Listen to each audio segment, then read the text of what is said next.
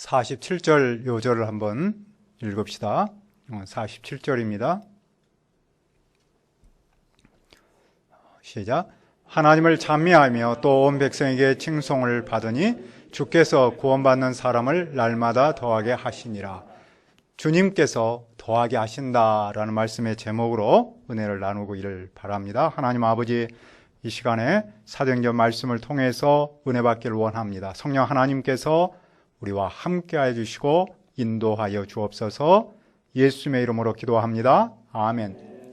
라틴어로 아드 폰테스라는 말이 있습니다. 기본으로 돌아가자 그런 뜻이고, 영어로는 back to the basics라고 부르기도 합니다. 르네상스 시대 때 인문주의자들이 아드 폰테스라고 말을 했는데, 그것은 많은 사람이 과거의 모범적인 모델로 돌아가자라는 뜻으로 말하고 있습니다. 교회였어도 초대교회로 돌아가자라는 말을 하는데, 그렇게 말한 사람은 초대교회를 교회의 모델로 생각하기 때문입니다. 그러면 그들이 말하는 초대교회는 어떤 모습입니까? 첫째, 회개하라. 성령님이 오셔서 사도들에게 다른 말을 하도록 했습니다. 사람들은 모두 놀라 어쩔 줄 몰랐습니다. 그런데 어떤 이는 그들이 새 술에 취했다라고 조롱했습니다. 그때 베드로는 무엇이라고 반박했습니까? 그는 11사도와 함께 서서 소리를 높여 말했습니다. 유대인과 예루살렘에 사는 모든 사람아, 내 말에 귀를 기울이라. 지금은 제3시, 즉 오전 9시이다. 아침부터 술에 취할 사람은 없구나. 그러나 여기에는 무슨 뜻이 있습니까? 16절을 보십시오. 이는 곧 선지자 요엘을 통하여 말씀하신 것이니 일러스되, 이는 성령님이 오셔서 다른 언어로 말한 일이겠죠. 그 일은 선지자 요엘의 말씀을 이루신 일입니다. 하나님은 요엘한테 무엇을 말씀했습니까? 첫째로 하나님께서 말세에 성령님을 모든 육체에 부어주십니다. 그러면 아들, 딸은 예언합니다. 젊은이들은 환상을 보고 늙은이들은 꿈을 꿉니다. 예언한다는 말은 미래를 말한다는 말이라기보다는 하나님의 말씀을 받아서 증언함을 뜻합니다. 환상을 본다, 꿈을 꾼다라는 말은 하나님의 말씀 안에서 비전을 본다는 뜻입니다. 또 하나님은 그때 남녀 종에게도 성령님을 부어주십니다. 그러면 그들도 예언합니다. 그런데 사도 베드로는 그때를 오늘로 받았습니다. 요엘에게 하셨던 그 말씀이 오늘 사도를 통해 이루어졌습니다. 성령님께서 사도들에게 다른 나라 말을 하도록 하셨기 때문입니다. 다른 나라 말을 하는 목적은 말씀을 증언하기 위함입니다. 둘째로 하나님께서 기사와 징조를 행하십니다. 기사와 징조는 피와 불과 연기입니다. 피는 예수님께서 십자가에서 돌아가신 사건을 말하고, 피와 불과 연기는 하나님께서 함께 하심을 뜻합니다. 하나님께서 불과 연기로 성전에 임하셨던 것처럼 성령님께서 그 백성과 함께 하십니다. 그런데 주님의 크고 영화로운 날, 즉 예수님께서 십자가에서 죽으시고 살아나신 그날이 이르기 전에 해가 변하고 어두워지고 달이 변하여 피가 됩니다. 이것은 예수님께서 십자가에서 죽으셨을 때 나타났던 현상이죠. 그 표현은 일식이나 자연현상일 수 있습니다. 그러나 사회 구조의 기초를 흔들 만한 사회적이고 정치적인 어떤 사건을 말합니다. 다시 말하면 심판의 때를 뜻합니다. 셋째로 주의 이름을 부르는 자는 구원을 받습니다. 21절을 읽읍시다.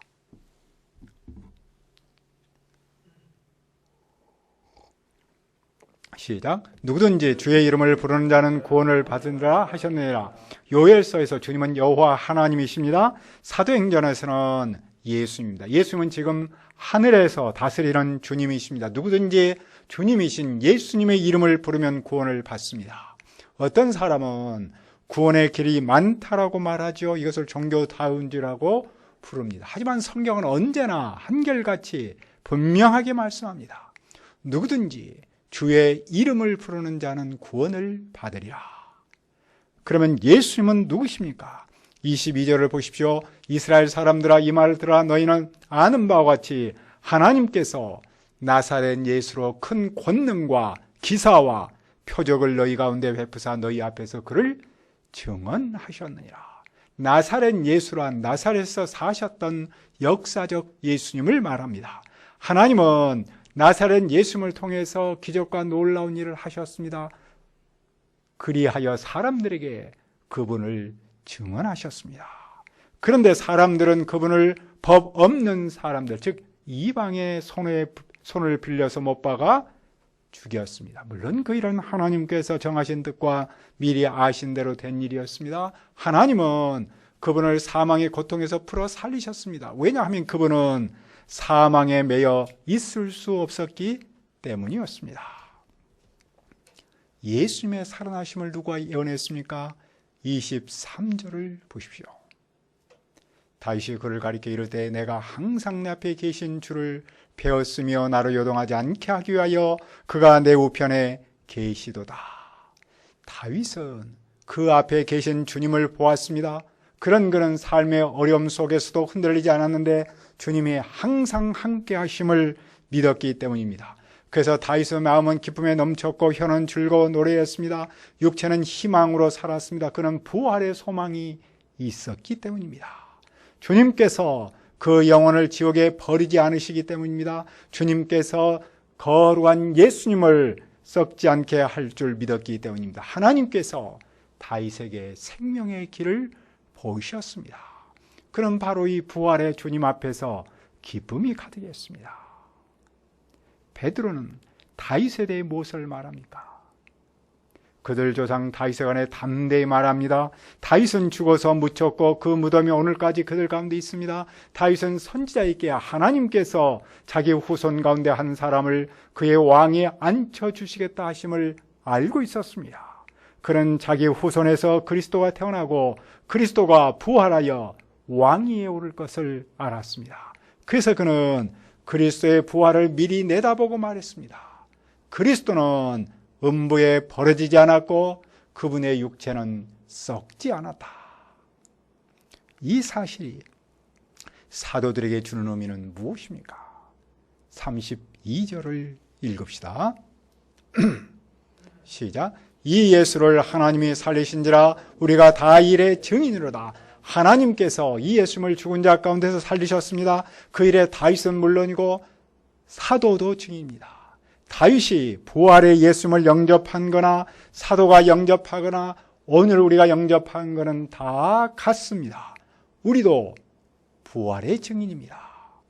그러면 그들이 증언해야 할 예수님은 어떤 분입니까? 하나님께서는 예수님을 높여 올리셔서 당신의 오른쪽에 앉히셨습니다.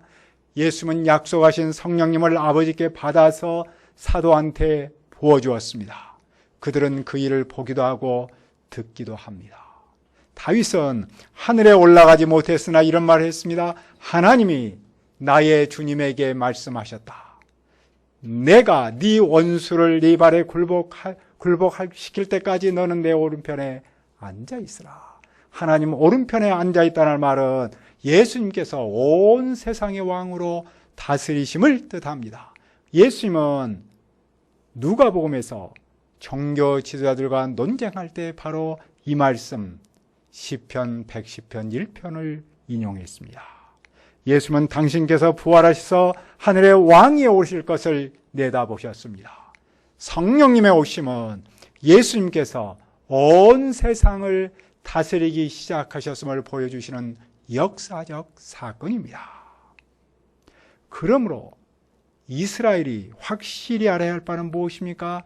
하나님은 유대인이 십자가에 못 박은 그 예수님을 주님과 그리스도로 삼으셨다는 사실입니다. 하나님께서 예수님을 보좌 우편에 올리신 사건은 주님과 메시아로 삼으신 일입니다.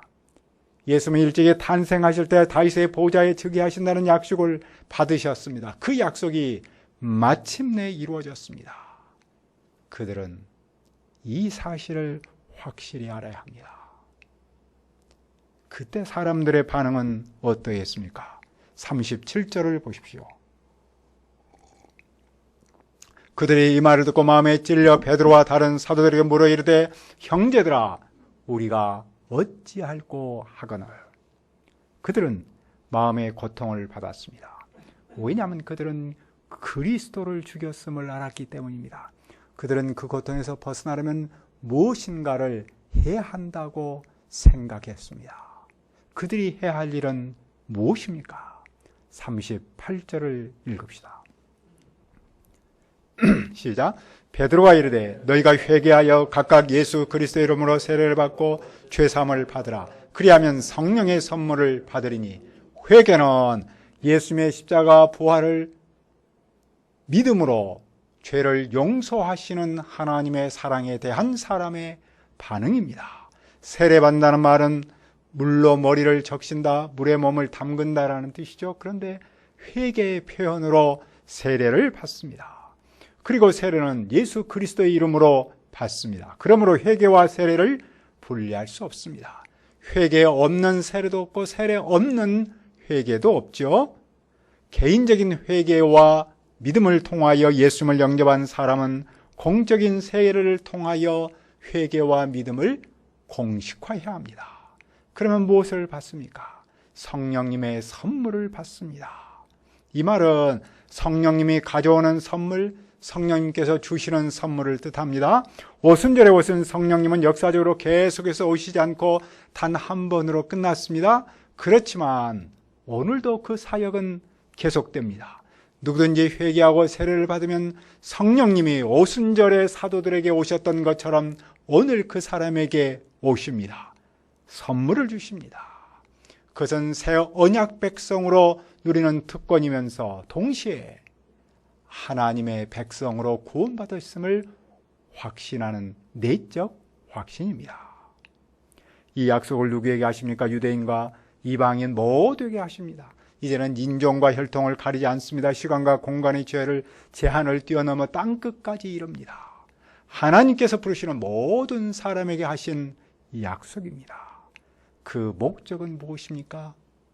40절입니다. 또 여러 말로 확증하여 권하여 이르되 너희가 이 패역한 세대에서 구원을 받으라 하니, 패역한 세대란 비뚤어진 세대, 굽은 세대입니다. 하나님의 렌즈로 세상을 보면 비뚤어졌습니다. 왜냐하면 하나님의 말씀보다는 자기의 감정과 자기 계획을 앞세우기 때문입니다. 베드로가 이 메시지를 전한 목적은 그 삐뚤어진 세상이 구원을 받도록 하는 데 있습니다. 베드로의 메시지를 받은 사람은 무엇을 했습니까? 그들은 말씀 앞에서 회개하고 예수님을 믿었습니다. 말씀이 사람의 양심을 깨우고 실존을 깨닫게 합니다. 그날의 신도의 수가 120명에서 3,000명을 더하게 하셔서 3,120명으로 늘었습니다. 둘째, 성전에 모이기를 힘쓰고, 신도의 수가 늘었을 때 그들은 무엇을 합니까? 첫째로 그들은 가르침, 교제, 빵을 먹음, 그리고 기도에 힘썼습니다. 42절을 읽읍시다. 시작. 그들이 사도의 가르침을 받아 서로 교제하고 떡을 떼며 오로지 기도하기를 힘쓰니라. 교회 구성원이 크게 달라졌습니다. 지금까지 구성원은 예수님으로부터 직접 말씀을 배우고 예수님께서 행하신 그런 것들을 직접 경험했던 사람들입니다. 그러나 이제 새 교인이 많이 생겼습니다. 약 3,000명은 예수님을 처음 말씀을 통해서 믿었습니다. 그런데 그들은 예수님을 믿는 그것으로 모든 것이 다 된 것은 아닙니다. 그들은 계속해서 배워야 합니다. 배우지 않고 잘할 수 없습니다. 배우지 않고는 바른 신앙인의 삶을 살지 못합니다. 특히 증인의 삶은 배움으로부터 시작합니다. 그런 그들은 교제에 힘썼습니다. 여기서는 그 교제, the fellowship입니다. 그것은 성령님 안에서 함께 사귐을 갖는 일입니다. 교회는 성령님 안에서 교제하는 공동체입니다. 그 교제는 빵을 떼는 일로 이어집니다. 빵을 떼는 일은 두 가지로 나타납니다. 음식을 먹는 것과 성찬하는 일입니다. 당시 성찬은 정기적인 식사하는 중에 이루어졌습니다. 각 가정에서 모여서 식사할 때마다 성찬을 했습니다. 그들은 밥을 먹으면서 동역자들과 교제하고 예수님과 교제했습니다. 그 모든 일의 절정은 기도입니다. 그들의 기도는 120명의 기도를 본받고 있습니다. 이 모습은 교회가 3,200명으로 늘었을 때도 이어졌습니다. 교인의 수적인 성장은 곧 기도하는 사람이 늘어남을 뜻합니다. 교인의 증가와 기도의 증가는 비례합니다. 그때 무슨 일이 일어납니까? 경외심이 사람한테 임했습니다. 왜냐하면 사도들을 통해 기사와 표적이 많이 나타났기 때문입니다. 둘째로 그들은 다 함께 있습니다. 44절을 보십시오. 믿는 사람이 다 함께 있어 모든 물건을 서로 통용하고 그들은 다 함께하면서 모든 것을 공동으로 소유합니다. 그들은 재산과 소유를 팔아 각 사람의 필요를 따라 나눠줍니다. 이것은 사유재산의 포기를 말하지 않습니다. 부자가 자기가 번 돈을 자기 돈으로 생각하지 않고 교회에 헌금하여 함께 나눔을 뜻합니다. 예루살렘 교회는 갈릴리 등에서 온 가난한 사람이 많았습니다. 물질에 여유가 있는 사람이 가난한 사람과 함께 나누었습니다. 예루살렘 교회의 삶의 중심은 하나님이고 동역자입니다. 믿음이 이론으로 머물지 않고 삶의 현장에서 역동성을 가질 때에 서로 나눌 수 있습니다. 셋째로 그들은 성전에 모이기를 힘씁니다. 46절을 읽읍시다. 시작. 날마다 마음을 같이하여 성전에 모이기를 힘쓰고 집에서 떡을 떼며 기쁨과 순전한 마음으로 음식을 먹고 그들은 날마다 마음을 같이하여 성전에 모이기를 힘쓰면서 집에서 빵을 떼며 기쁨과 순전한 마음으로 음식을 먹었습니다. 그들은 전체적으로는 성전에서 모이고 일부는 집에서 모였습니다. 그리고 그들은 그 일을 하기 위해서 애를 썼습니다. 그때마다 그들은 서로 사랑하며 음식을 먹는 예찬, 러브 피스트를 하면서 예수님의 십자가를 그리는 성찬을 했습니다. 이 말씀은 그들의 삶의 우선순위가 어디에 있는가를 말합니다. 그들이 할 일이 없어서 이렇게 모이고 밥을 함께 먹은 것은 아닙니다. 바빠서 교회에 모이지 못하는 것이 아닙니다. 아무리 바빠도 마음이 있으면 먼저 모일 수 있고 동역자와 함께 먹을 수 있습니다. 특히 그들은 그 일을 위해서 힘썼습니다. 교회에서 동역은 모이는 일에 힘씀으로부터 시작합니다. 함께 모여서 함께 음식을 먹음으로 나타납니다. 그때 하나님은 무엇을 하십니까? 47절을 읽읍시다. 시작. 하나님을 찬미하며 또 온 백성의 칭송을 받으니 주께서 구원받는 사람을 날마다 더하게 하시니라.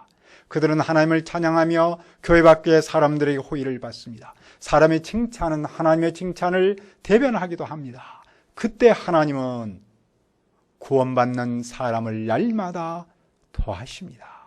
교인의 수를 늘려주십니다. 주님께서 더하게 하신다라는 말씀을 통해 무엇을 배웁니까? 교회 성장은 주님께서 하십니다. 물론 그 교인을 통해서 하시죠. 교인은 날마다 마음을 같이하여 성전에 모이기를 힘쓰고 집에서 떡을 떼며 기쁨과 순전한 마음으로 음식을 먹으니 주님께서 수적인 성장을 허락하십니다. 그렇다면 우리가 내적으로 건강한 모습을 실천하면 주님께서 교회를 외적으로 키워주십니다. 우리는 그동안 팬데믹 환경에서 온라인 사역을 해왔습니다. 그래도 그런 중에서 우리가 온라인을 적극적으로 활용했던 것은 참 감사할 일이죠. 또 지금 우리가 대면과 비대면을 함께하는 하이브리드 사역을 하고 있습니다. 그런데 이제는 어쨌거나 엔데믹으로 들어선 것은 사실입니다. 그런데도 사람들은 비대면에 훨씬 더 적응했습니다. 사람들은 편하고 쉬운 타성에 젖었습니다. 그래서 코로나는 끝나갈지라도 사실 예전의 일상으로 돌아가는 일은 쉽지 않습니다. 그래서 자주 말한 것처럼 코로나 바이러스가 귀차니즘 바이러스로 변이했다라고 말하죠. 그러나 우리는 오늘 말씀을 통해서 모이기를 힘쓰는 일의 중요성을 배웁니다. 지난주에 배웠던 히브리서 10장 25절을 기억합니다. 모이기를 패하는 어떤 사람들의 습관과 같이 하지 말고 오직 권하여 그날이 가까움을 볼 수 있도록 더욱 그리하자. 당시 어떤 사람은 박해가 두려워서 교회 모임에 가지 않았습니다. 어떤 사람은 예수님의 재림이 늦어져 실망하여 예배 오지 않았습니다. 어떤 사람은 먹고 마시는 일 때문에 또는 놀고 즐기는 일 때문에 예배에 빠졌습니다. 어쩌면 그들도 대면 예배의 귀차니즘으로 모이기를 패하려고 했을 겁니다. 그러나 히브리서는 어떤 사람들처럼 예배에 빠지지 말고 서로 격려하여 더욱 힘써서 모여야 함을 강조합니다. 오늘 우리에게 초대교회로 돌아가자는 말은 무엇입니까? 성령님께서 이루셨던 그 놀라운 은총을 덧입음을 뜻합니다. 그런데 그 은총은 초대교회의 삶을 본받음에서 시작합니다. 우리가 회개하고 모이기를 힘쓰며 빵을 먹는 일에 힘써서 하나님께서 우리의 수를 늘려주시도록 기도합니다. 은혜로우신 아버지 하나님, 초대교회가 말씀 앞에서 자기를 회개하고 또 모이기를 힘쓰면서 동역자들과 빵을 먹는 일에 힘썼습니다. 그랬을 때 주님께서 그 수를 날마다 늘려주셨습니다. 주님은 오늘 우리에게도 이러한 놀라운 은총이 있기를 바랍니다. 감사하고 예수님의 이름으로 기도합니다. 아멘.